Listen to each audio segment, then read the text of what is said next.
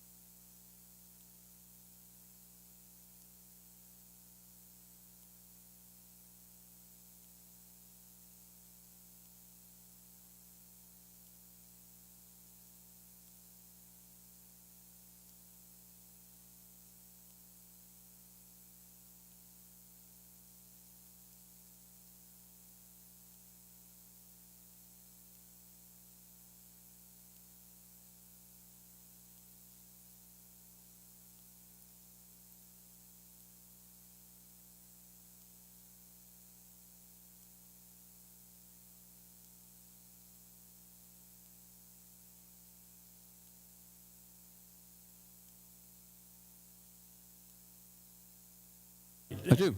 Sorry, my fault. Roll the tape back.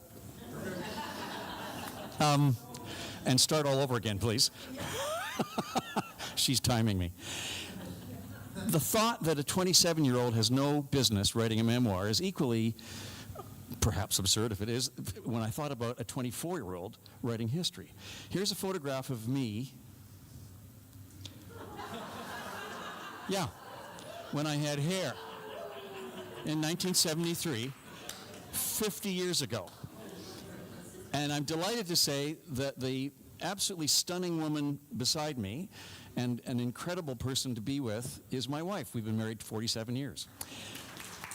And that's important because I'm going to share with you 3 different stories gathered for my Battle of the Atlantic book. There are hundreds in it.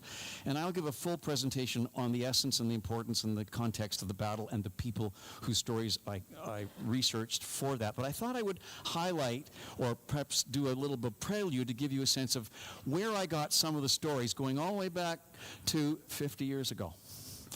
I, 50 years ago, met the man on the right, Harold Doig. I knew he was HT. And I met him because a station I was doing some freelance work for, a radio station in Saskatoon, said, "We need some Remembrance Day stuff. Go find some vets." I went to a Legion, and I found HT and several others. And HT told me that he joined the Navy never ever having seen the sea from Winnipeg. He was in Saskatoon at the time. And George was the same, his younger brother. And I asked him, I said, "Well, how could you relate to that if you've never been to sea?" And he said, "Well, if you can overcome the seasickness, all you have to do is to cope with the wide open spaces and the no horizon." Duh. If you live on the prairies, you get that in an instant, which means that he had every right to be and every capability of being a damn good sailor, and they both were. And George ends up on HMCS Hepatica. And after he and Harold was in shore duty in Stadacona, the base in Halifax. He's a Corvette, and the Corvettes escorted hundreds and hundreds of convoys from Canada to Britain and back. And that's because we had to keep England alive. And I'll go into greater detail tomorrow as to why that was important. But what was an important extension of that was when the Germans invaded the Soviet Union, who were our allies during the Second War, we felt obliged to assist them. And the Murmansk Run was developed to deliver goods, munitions and food and supplies and so on around the North Cape, Norway, which was occupied by the Germans, all the way to Murmansk. And George was on that run. This is what it looked like, traveling those horrible many 2,300 miles from Iceland or Scotland to deliver to the Soviets. There were 14-day trips in the summer, 10 in the winter, but they were horrid, if only because they had to run the gauntlet past the Kriegsmarine and Luftwaffe bases, which were bristling along the coast of Norway. In that space of time, the 4 years that the convoys were delivering, they managed to get 30 of them there without a single loss. But some of the convoys, PQ-17, they were all numbered and so on, was typical in the losses. 11 of the 37 ships getting there. And it was principally because not just of the German counter-response, but also the weather. The elements were horrid. Look at this. This is a ship covered in ice. Every ship that traveled in the North Atlantic and went to Murmansk had to deal with this, and the extra weight of the ship could capsize it. And so when ice landed, and of course it could be created by everything from spray to snow and so on, ice absolutely inundating the ships, everybody was on deck to get rid of the ice so that the ship wouldn't capsize. Now, about a year and a half passed between the time that Harold and George last saw each other and then saw each other again, because Harold was in Halifax, shore duty. George went to Murmansk several times. And when I asked about Harold's recollection of that time, he told me on seeing George after a year and a half apart, he said, "I saw my kid brother after he'd finished a Russian convoy, and he was gray. 22, and his hair had turned gray." Gives you a sense of what this incredible story, this battle, did to the men and women who were in it. One quick snippet. 4 years ago, my neighbor, a woman named Ronnie Egan, actually her full name is Rodine Doris Mary Buckley Beavers, married name Egan, my neighbor. I saw this picture in her front foyer. And I said, "Ronnie, you were in the Wrens during the war." She said, "Yeah." I said, "Were you in Halifax?" She said, "Yeah." "Do you remember the riots in Halifax?" She said, "Yeah, a bunch of nonsense." So I quizzed her about how she got there. Well, she joined the Wrens in 42, when the Wrens were created. She then goes to Stadacona, and she's there taking care of the Wrens barracks in addition to her stenography duties. Now, she meets her husband, Willis. He's a Canadian soldier about to go overseas. They stop him because they need him as a chauffeur. They fall in love at a dance. They get married. She's living off the barracks at Stadacona, but taking care of the Wrens on the barracks. Now, when VE Day is approaching, the end of the war, and the German surrender is imminent, city officials in Halifax panicked because all through the war there had been this very tense situation between the service people and the civilians in Halifax. Not a very happy relationship. And the fear was if word got out that the Germans were going to surrender, the Navy bases and all the other service people would go crazy. They shut the city down on the 7th of May, and they gave the Navy open gangplank, which meant go celebrate. There's no place to celebrate because the town had been shut down. And as a result, this began to happen. Streets filled with the Navy and the Air Force people, and they went crazy breaking into everything that was shut down. The breweries, you can see them passing around the cases of booze and the running through the streets. Several streetcars were destroyed. 3 people were killed, and there was about $5 million damage. So I kept asking Ronnie, well, where were you when all this was going on? She said, well, when I made sure that all my Wrens were tucked in for the night, I went to my matrimonial flat across town and went across Barrington Street along the route. And she said, I got to about midway along Barrington, and the Zeller's store was open. And she was really surprised, which meant that people were passing in and out. There was no problem. She went in and got some toiletries or whatever, came out, and as she's leaving, there's a guy drunk as a skunk standing in the doorway with a lit torch. And she says, and what the hell do you think you're doing? He says, we're going to torch this place. So Ronnie, as only you can imagine she would, stood in the doorway and said, oh, no, you're not. And there was a Texas standoff for a moment, or Mexican standoff, I think is the appropriate phrase. And he decided that there was probably a better place to torch and went up the street. And I said, so Ronnie, that means you saved the Zellers store? She said, a bunch of nonsense. She told me about getting back and ultimately the damage that was done. Then I went and did a little research to back up my story with Ronnie, and I found in the Kellogg inquiry the damage that was created by the $5 million in damage, stores totally looted, and I found these photographs in the Judge Kellogg's file, including this shot of a sailor sitting on the ground with a bugle. Look what's in the background.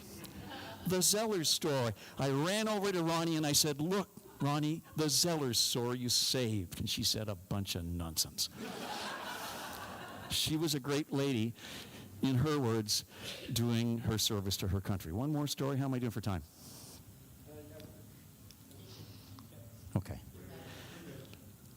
10 years ago, I play old-timers hockey, and I'm sitting with one of my hockey buddies named Steve Ray. And Steve knew that I was working on this Battle of the Atlantic book. And I said, your dad have any connection with that? He said, yeah, he was a merchant sailor. I said, really? He said, yeah, I've got some tape, some memoir material. I'll get it to you. And here's a clip done with CTV as Rob described why he joined the Merchant Navy. Hopefully the sound is here on this. Well, I was a very young chap at the time when the war started, about 18, and I went right down to the Toronto and the Bay Street, the recruiting office, and I wanted to sign up as a fighter pilot. That seemed to be the most exciting to me. They said I didn't have a senior matriculation at that time, so I couldn't go. So I thought, well, the Merchant Navy, we saw all the papers coming in those first few years of the war. They're sinking ships just right and left. These chaps had come into Halifax. The pictures were there of them dragging them in and sleeping in hostels and sleeping in gymnasiums. 2 weeks later, they'd be back out to sea. And that really warmed my heart. I thought those chaps, they were my heroes. So he joins the Merchant Navy. Imagine going from the potential of being an Air Force pilot, didn't have the education. My second choice is to go to the Merchant Navy. Now, the statistics indicate during the Second World War, you know what's meant by a casualty. A casualty is either killed, wounded, or captured. During the Second World War, there was a 1 in 32 chance if you joined the Army, you could be a casualty. There was a 1 in 47 chance if you joined the Air Force, you could be a casualty. There was a 1 in 52 chance if you were in the whatever service was left. There was a 1 in 8 chance you'd be killed, captured, or wounded if you're a merchant sailor. So that was the odds he was up against. He went to sea for 3 years with the Canadian Park ships and was a radio operator. By the way, his job, if the ship was torpedoed, and about a third of all of them that left Canada for Britain and back were, his job as the last man off would be to take all of the special secret documents and codes on that merchant ship, if the ship was going down, put all those valuable papers to prevent them from getting in German hands, put them in a steel box with holes in it, throw it overboard so they'd all sink so the Germans would never get the documents. And then, and only then, could he dash off an SOS and then get to a lifeboat and leave. Fortunately, in the 3 years he went to sea, he didn't have to do that. But when he came back, he wanted something more out of society and life. And here's what happened. I had applied for education because I happened to come under the requirements of the deep sea service and so on, dangerous waters. And I got a letter back saying, I'm sorry, you're already a skilled radio operator. We can't give you anything. So we didn't get the housing land grants. We didn't get any of those things. And I thought, what's the use? These medals don't mean very much. I threw them in a box for 40 years. He took those medals off his blazer, put them in a box, threw them in a drawer, and never wanted to see them again. Because the federal government and the military which he'd served, his country, refused him veteran status, given all he went through not to get veteran status. So now, in my discovery in the research of his life after the war, he gets involved in the campaign to resurrect those rights, to get those rights. And it took them 49 years to get veteran status. They went on a hunger strike. They approached us in the media. They went to Senate, all kinds of committees studying whether merchant sailors were veterans. And the rationale the government used was they weren't actually part of the military, they were a civilian service, so they didn't qualify technically as veterans. Finally, after 49 years, they were given that status after the long fight, after more than half of the veterans who'd survived died because it's now 1994. And on the very first day that merchant sailors were allowed to participate in Remembrance Day in Ottawa, guess who's there with his medals back on? Early on Friday morning, a book of remembrance containing the names of merchant seamen was placed in the memorial chapel of the Peace Tower on Parliament Hill. Later that day, Robert Ray and Everard Arsenault laid a wreath at the National War Memorial on behalf of the Merchant Navy. Until this year, Canada's merchant seamen had not been allowed to take part in the official Remembrance Day ceremonies.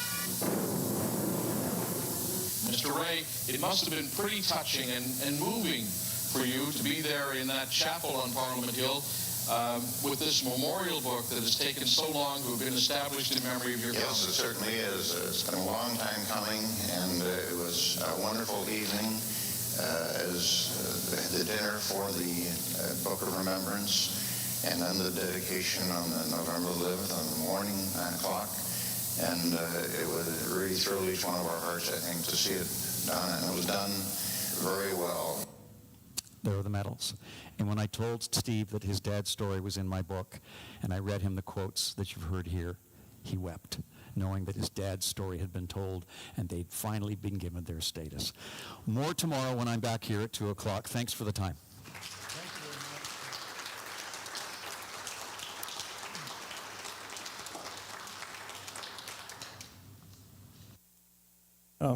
There we go. Yeah, thanks, Ted. And another group that didn't get proper compensation were the Aboriginal veterans when they returned from the war. And that's another story. Maybe Ted will be writing a book about that one of these days. But anyway, right now I'd like to introduce Sigmund Brouwer. Sigmund is a native of Red Deer, Alberta, where he lives. He's a former Canada Winter Games champion in racquetball doubles. My gosh. He submitted his work. He started writing when he was 10, and he began submitting his work to publishers when he was 20. His novel, Dead Man's Switch, which has a whole story behind that, I'm sure, won the Arthur Ellis Award for Canada's Best Young Adult Mystery of the Year in 2015. He also won awards for his adult novels, and he has been featured in Time magazine, and he has millions of books in print in many languages. Please take the stage, Sigmund.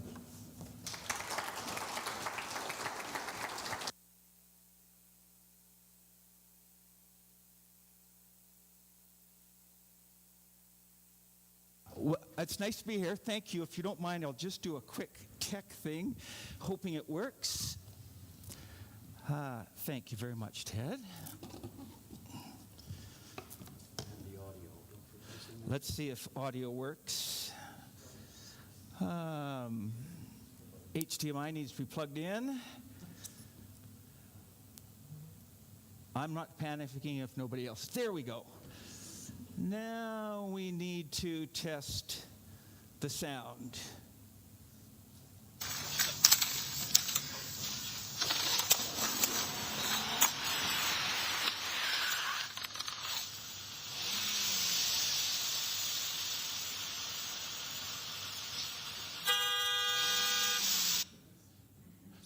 Yes. You all saw that? The rude guy in a rich car honking at an elderly woman. It's nice to be here. I was invited to talk about my nonfiction, and you might see this one downstairs. What was really enjoyable for me about this was writing it second-person point of view from Francis Crozier's point of view. This should be your greatest moment of pride. You're about to embark on a voyage that will bring glory and riches. Your heart's too broken, your sense of dread too great, your premonitions of doom too heavy. And as you know, the Franklin expedition was ill-fated. And this was a result of my moon mission book. I went to a publisher in 2017, said, hey, 2 years from now, it's the 50-year anniversary. They said, yeah, what are you going to do about the Apollo mission that no one's done before? I said, first, I'm going to write it for younger people. Second, I'm going to write it second-person point of view as if the 12 or 13-year-old reading it was the astronaut. I'm going to send the kids to the moon and back. And they went, well, that's not a bad way to do it. And then I got to put in third-person stuff and other information, and they said, do you have anything else? I said, why don't we go with the most ill-fated expedition? I think the Apollo mission was one of human's greatest exploration triumphs.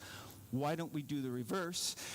Has second-person point of view, and then it also has third-person point of view. The search then, as you probably know, they disappeared. And then the search now to find the final clues to why the expedition disappeared. And that's trapped in Terror Bay. And I thought if you had any interest, I'd give you a bit of my process.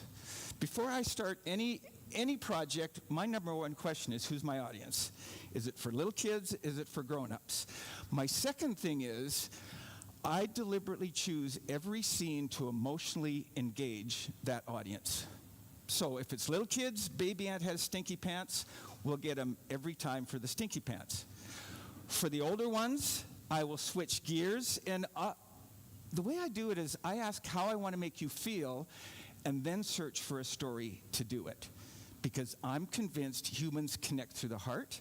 And this is going to be my 15-minute or less argument, and I'm going to look down at you, and you can give me 5, 4, yeah. I think fiction and nonfiction, you have a main narrative. Your journey, or the journey for your reader in nonfiction. I'm going to argue it's all about story. Ted, I was just enthralled with the stories that you told that taught what they did. Yeah, I'm going to disagree with anyone who says you should know what you write about. And you can see up there, no. If you don't know it, research it. And if you understand stories push your emotional buttons, that's what gives me the focus when I research, as you'll discover. And then, yeah, have any of you read Really Boring History? Yeah, I think it's the story that matters. So that's where I'm headed today. Moon mission, my goal was to show you that with 400 years of achievement from Galileo on, we were able to have the most successful exploration in history with Terror Bay, as I mentioned. It was the Apollo 11 of its time. Nobody thought it would fail. They had the best technology. They had ships with steam engines. They had iron hulls. They had 4 years' worth of food. Unfortunately, they didn't realize the food was manufactured by the lowest bidder for the government. And many people today believe that much of the failure rests on the fact that when they ran out of fuel, they couldn't cook the food properly, and a lot of the men died from botulism. It's a really interesting historical argument to follow, and you'll get that in the story. And I just thought, if you don't mind, because I also have a couple other books downstairs, Trapped. So fun to write. My publisher said, we want a high-interest story for grade 8, but write it at a grade 1.5 reading level for kids who are just learning English. That was the most difficult novel I've ever written. Yeah. But it was really fun. It's a kid in the Yukon Valley, finds a gold nugget, and he's being trapped by a trapper to get it. Now, Clan, 15,000 years ago, First Peoples of America. I went to my publisher and said, I've got it. Hatchet survival story. And a little baby's tooth tiger. The kid's all alone with this cub, and they have to survive. And, oh yeah, you'll hear Rebel Glory later, because if rule number one's your audience, I wrote stories to reach kids who don't like reading much. And I've realized that, when Rebel Glory came out, it was one of the first hockey books published since 1957. It's like, what's it going to take to get little guys to read? We'll give them hockey. You have the same engine in literary nonfiction, and now I get to talk to you about that engine. This book has been in print since 1993, which in an industry where a book has shelf life, a book has a life of like a carton of milk. I'm really happy with that, and much of it is because of my friend Mike Moeller, played for the Oilers back in the 80s, told me a story, and I converted it into fiction. As you can see, with the referee dropping the puck at center ice to start the game, my defense partner, Jason Mulridge, decided to lose not only his mind, but much of his hockey equipment. Ted, you mentioned old-timers hockey. Mike started playing for us. Great hockey player, great storyteller, and I know why, and I'm pointing at you, because when he played junior hockey, all they did on road trips was tell each other stories. They didn't have devices and all that videos. They actually had to talk to each other. I said, Mike, what's the weirdest thing that happened to you in pro hockey? He's such a good storyteller. He went, some guy started stripping in front of us. We're like, what? because you need to grab us with that compelling emotional problem. He said, yeah, I was drafted by the Sabre. We're practicing for the Rochester Americans. He said, the new guy shows up, glove, stick, helmet strap, helmet, sweater gone. We're looking at the guy like, what are you doing? Didn't stop there. Suspenders, pants down, ripped his socks loose. The guy pulled his shin pad out and threw it over our heads. Mike said, yeah, when it landed, we figured out exactly why he'd done it. I know. He said, cockroaches. We're like, what?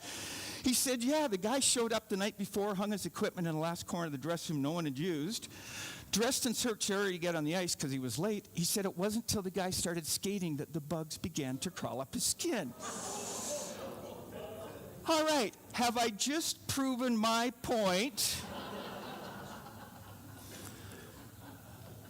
that great stories grab your feelings? Now, some of you might not like that story, correct?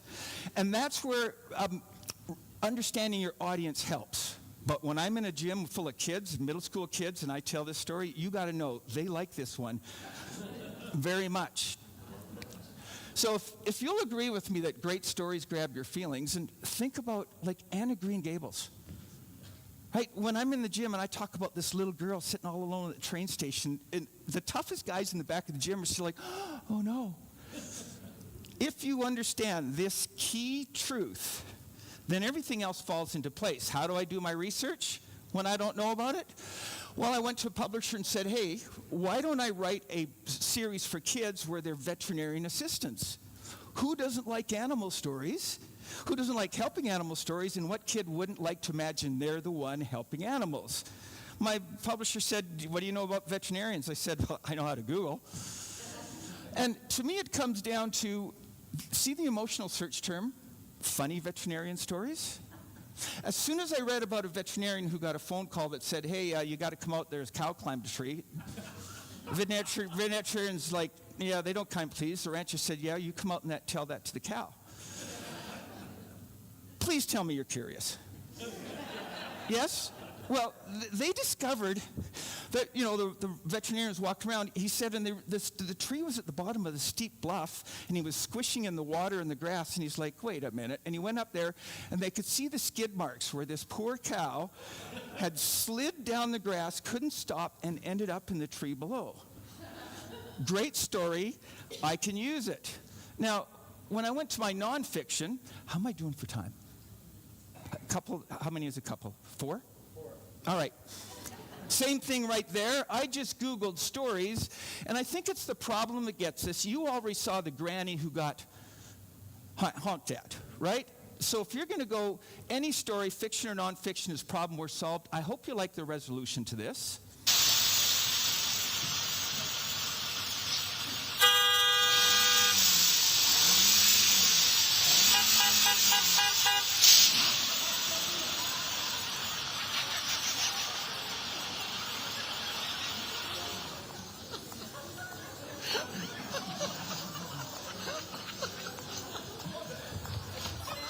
Isn't that a great story? Once you understand, problem we're solved, engage your reader's emotions, understand your audience, I can wrap up with what was really fun for me with Moon Mission. Neil Armstrong, Michael Collins, and Edwin Buzz Aldrin blasted off in the Apollo 11 spacecraft from the Kennedy Space Center in Florida on a mission that would change the world forever. Armstrong and Aldrin. I remember watching that with my parents. It was so amazing.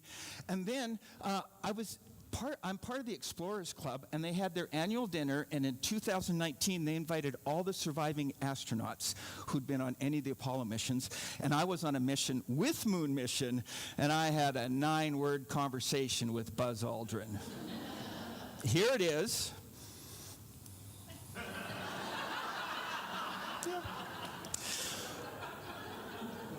But I was enjoying his story, and this is a moment of failure that very few people know about.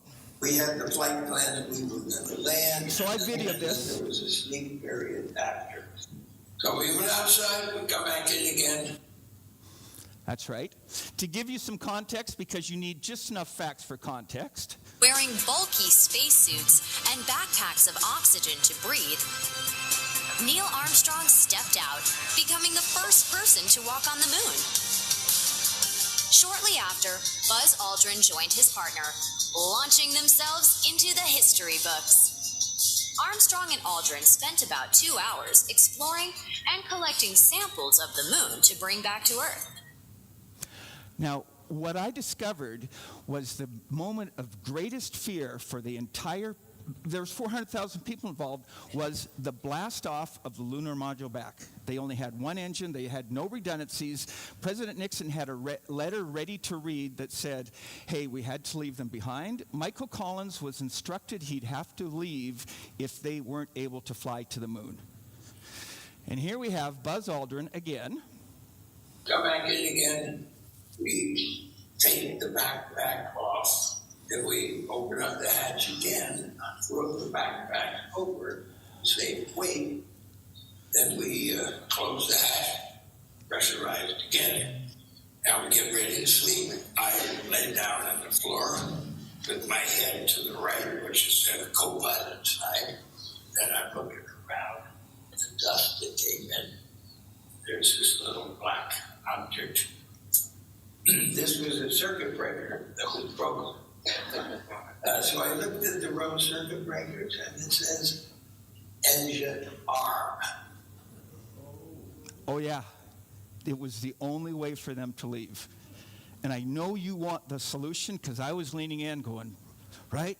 He said they couldn't use a screwdriver to move it, electrical circuit. He couldn't use their fingers. He said, I happen to have a Sharpie because ever since grade 4, my teacher taught me to journal. He said, I thought the Sharpie would fit perfectly. He jammed it in there, whittled it. The entire mission was saved by a Sharpie. Isn't that a wonderful story? And Ted, I'm so glad, Anne, that we're part of sharing stories through our books, and thanks for the chance to be here.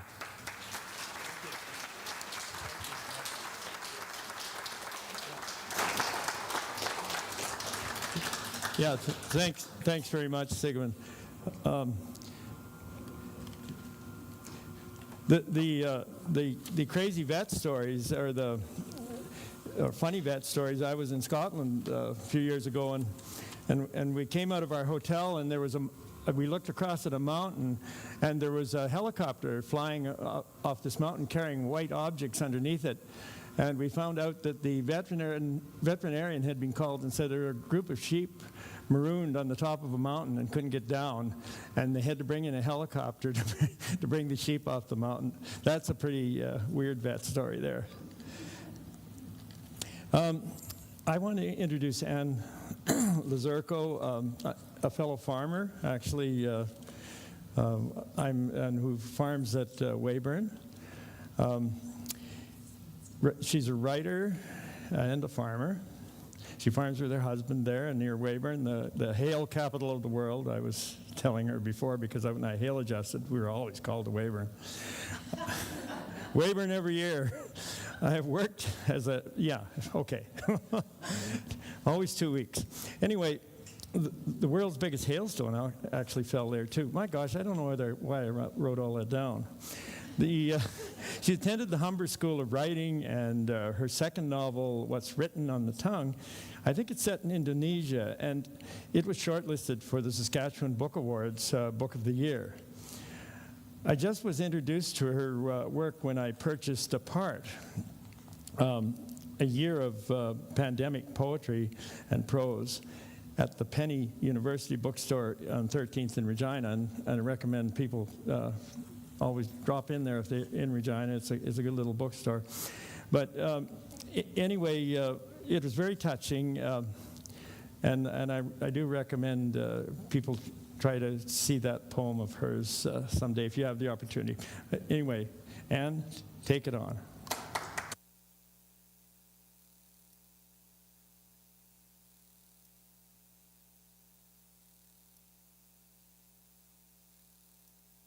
You hear me? Yep. That's good. Okay. those are hard acts to follow. I don't have pictures. I do for my other sessions, but not for this one. But thanks to both of you. Those are wonderful stories. And actually, it's interesting because you both talked a lot about nonfiction and research and telling the stories of that the stories are what bring things alive for people, what bring history alive for people.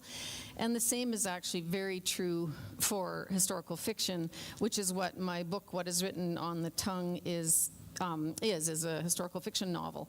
And a lot of those processes that Sigmund talked about in terms of knowing your audience, knowing what impact you want to have, finding those emotional things that tug at people's heartstrings to make them care about your characters are also true in historical fiction, which I think you probably do with both your fiction and your nonfiction. Just to clarify, my book was shortlisted for the Book of the Year, but it actually won the Fiction Award, so I was pretty pumped about that. Thank you. Yeah, this book, I'll just give you an idea of what it's about, and you'll be able to see what I mean by talking about very specific stories that make a difference to the work and bring the characters alive. This book is based on the young years of my dad's life when he was a teenager and a young adult. My parents are Dutch. They immigrated to Canada in 1951, and they were both teenagers during the Nazi occupation of Holland. And eventually my dad was picked up by the Germans because he sort of came of age at the end of the war when the Germans needed more workers. And he was taken first to a camp and then for a few months. And all he said about that was it was very bad. And then he was taken and forced to work on a farm in Germany. And at the end of the war, the woman who ran the farm came to him and said, "War's over, go home." So he looked around and walked home through bombed-out Germany and got back to where he lived near Roermond in Limburg in southern Holland. But that experience of the war made his end of the war quite different from my mom's, who was liberated by the Canadians in central Holland.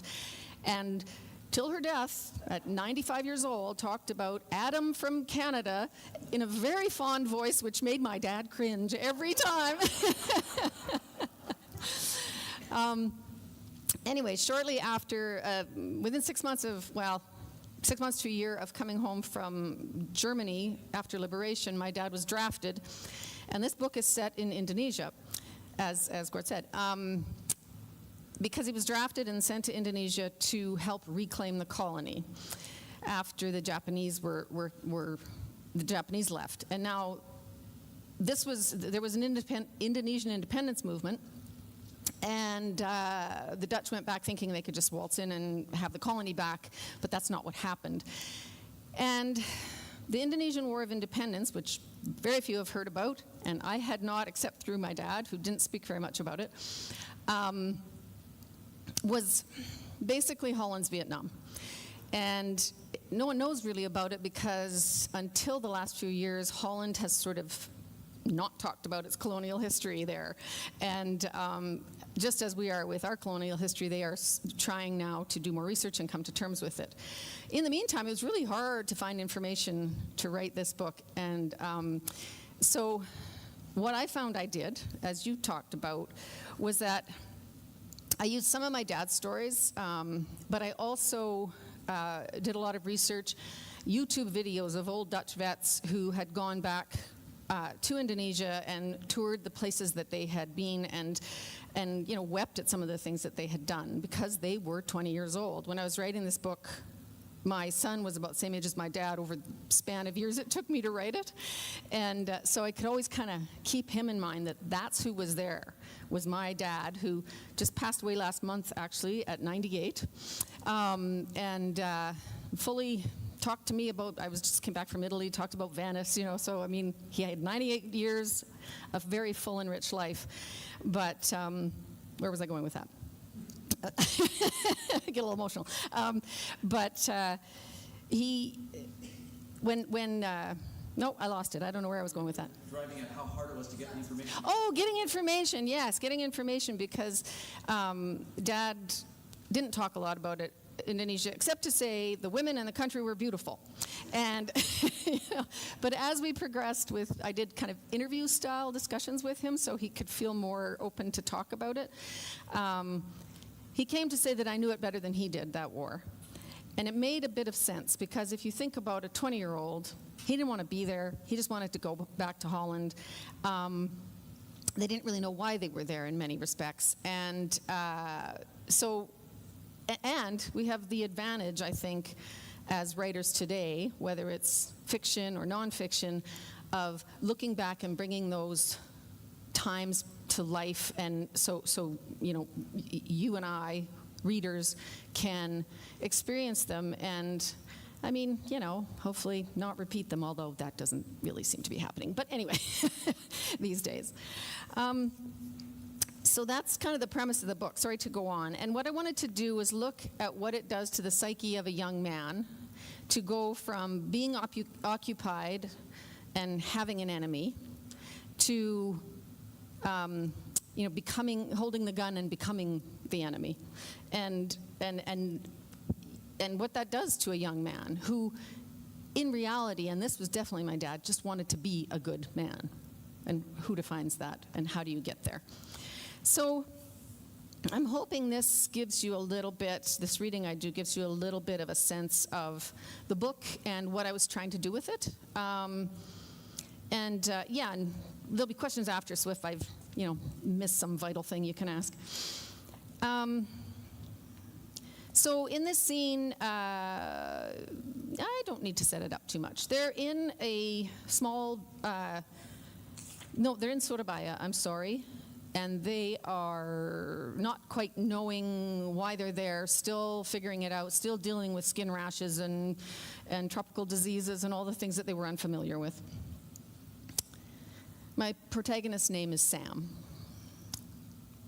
The next day is Sunday, and the squad lounges on cots, writing letters home. They stare into space, considering what they might share with loved ones who have no reference point on which to pin an appreciation of this current hell.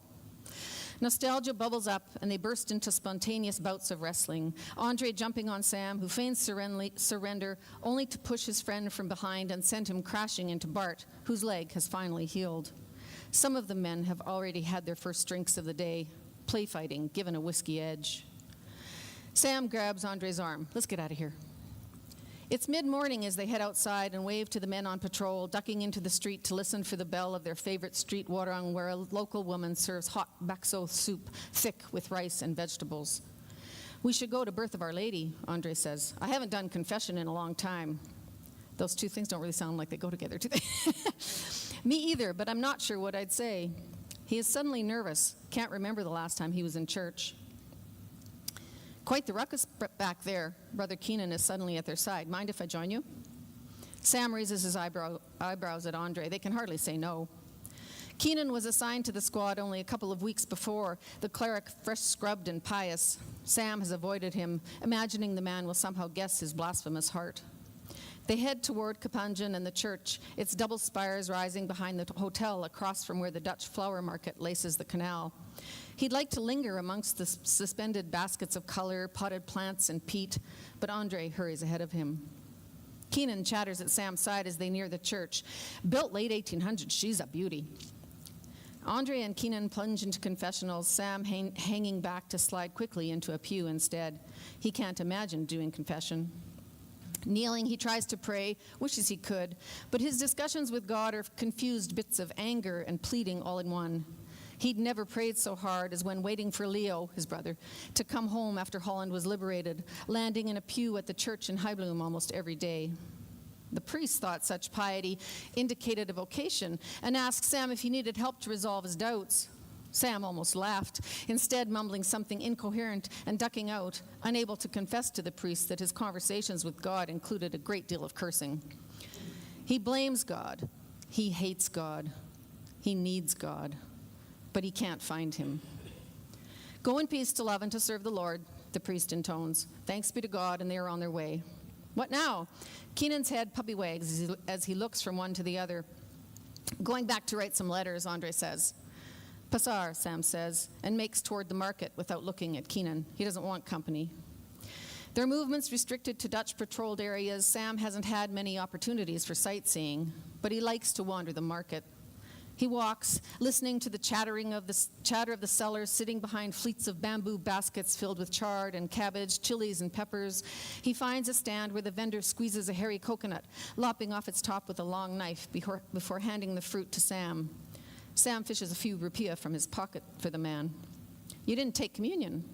He spins round. Keenan is ordering a coconut. What the hell? I couldn't. Keenan waves him off. Come. Shit.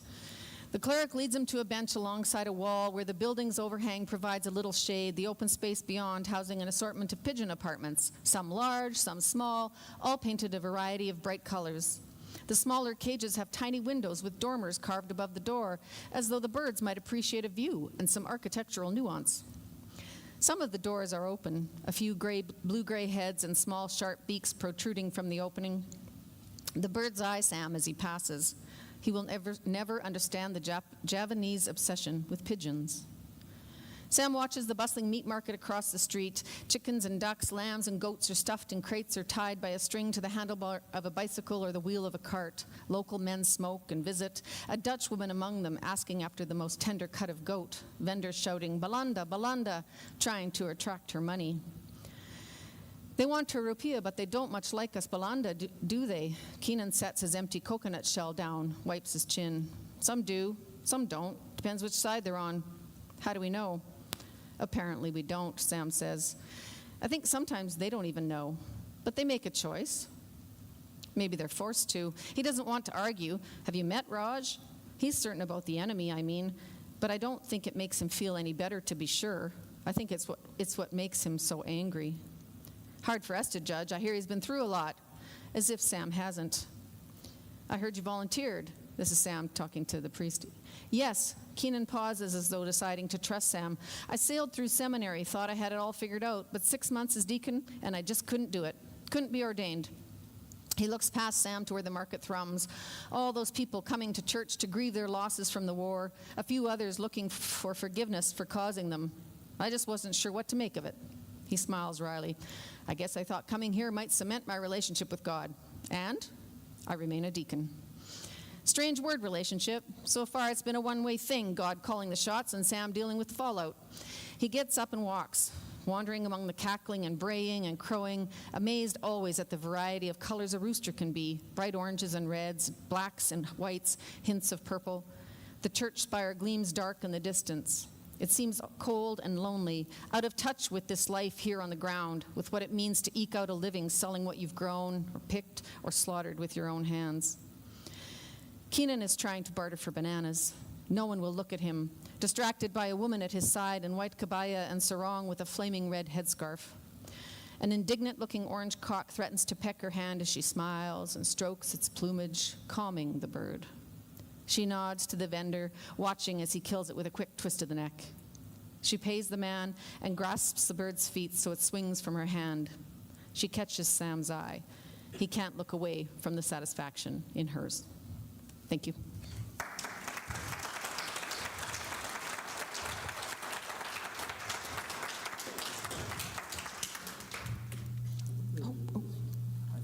The chairs.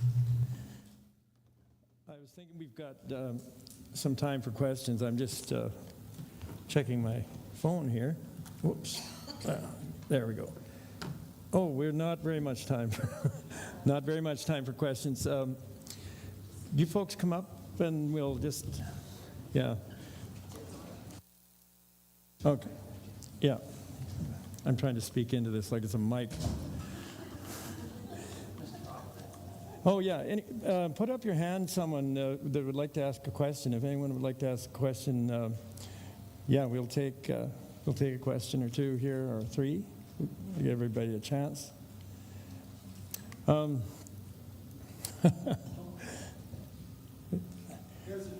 There's a question. Okay. There. How much time do you spend on research as compared to writing? Any idea? Well, I started that first interview with the Doyles in 1976. the book was published last year. But, you know, you work on a book for a while and you get on to another one, and then just like these two wonderful writers, you time your writing and the publishing of the work for times when people's attention will be there. Anniversaries, you know, groundswells of interest. Vietnam has always been an interest, or Vietnam-like situations. And who wouldn't look at the Apollo missions with glee and excitement if you got new data? So it depends really partly on that, but also, you know, it has to percolate. For me, with fiction, because, can you hear me? Yeah. I think you're creating timelines and character timelines along with the research, and so I would say it's almost, for this book, half as much time researching as writing, simply because it was very complex. 2 wars, 2 different countries I'd never lived in. I traveled to Indonesia for 5 weeks to get a sense of the place, and so putting that all together, I would say at least half of the time spent on the book was, yeah, but I'm not like Ted. I'm a one at a timer. I can write some poetry as a, you know, the other thing, but I have to stick to one book and get it done and move on. So, yeah. How about you? I read the really simple history books first, ones written for children, to get a really easy overview, and then I call it just-in-time inventory. I don't do much research until I need that part. So I get into a store and I'm like, wait a minute, like right now I'm researching vaccines for rabies. So I'm learning everything I can right now for vaccines about rabies, but I didn't spend years trying to learn everything, if that makes sense. Well, If I don't know it, I'll learn it. But the other thing that happened, too, is the pandemic came along. And people ask me, how's the pandemic changed what you do? Well, I said, before the pandemic, I spent a lot of time in my office writing books. During the pandemic, I spent a lot of time in my office writing books. But what the pandemic forced me to do was to take those 3 years or thereabouts and immerse myself in the Battle of the Atlantic, bring all those elements that I've been gathering for years and write it. Yeah, and I found with these 2 wars, I had to get them really straight in my head so that I could have my characters move through them using Dad's stories and some of the other things. So, yeah, I think everybody has a different process. It just is inevitable. We have a bit of time. It turns out there's not a session right after us. So we have a little more time for questions on this session. So anyone else would like to, we're getting a bit of feedback here. Yeah, maybe because I'm getting my, no, I don't know what's doing it. But anyway, yeah, we're getting a bit of feedback. Someone here? Oh, yes.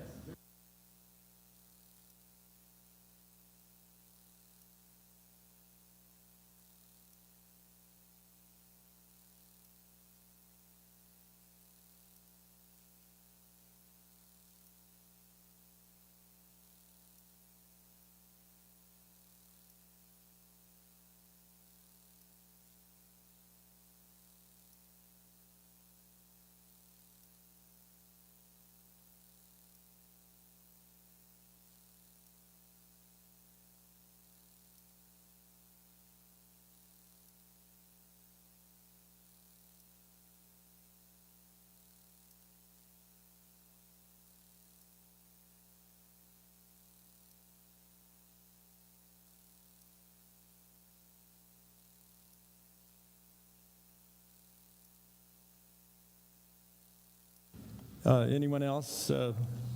We got right here, please. Okay, this is kind of mainly for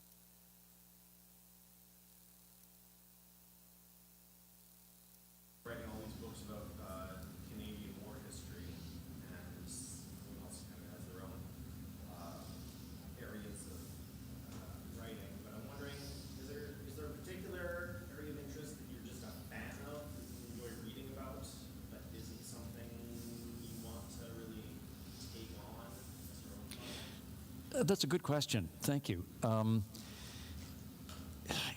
People often ask me, what's your favorite book of the books you've written? I say, which is my favorite child?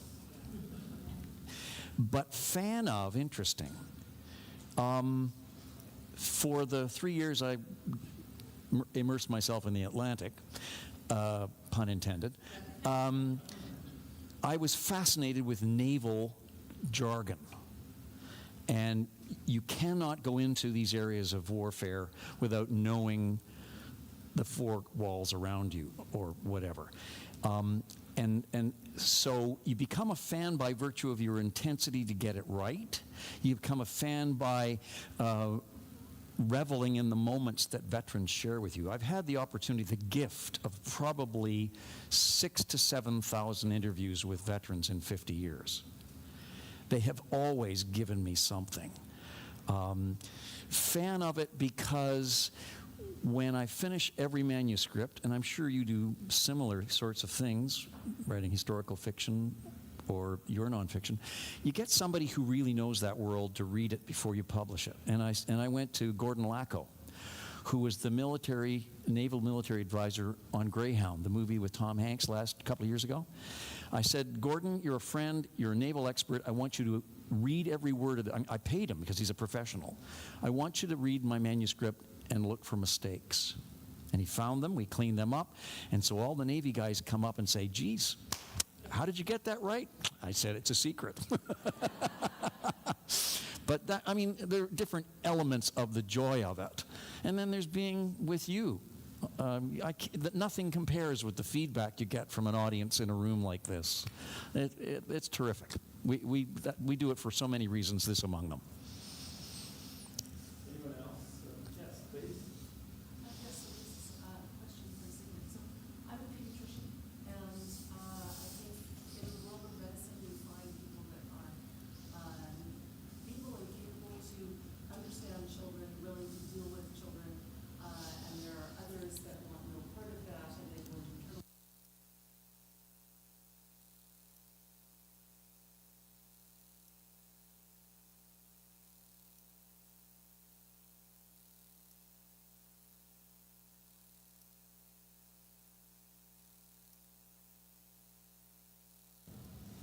Did everyone hear?